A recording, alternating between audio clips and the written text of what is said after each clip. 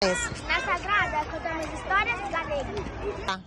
Había una vez nunha casa encantada que vivía un monstro.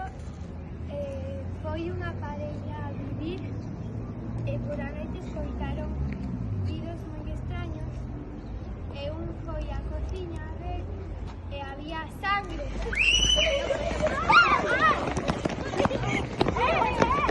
Ten nacido que despois de comerse espagueti con salsa de tomate deixou toda a cociña manchada e cando os pais enteraron pensaba que era sangue!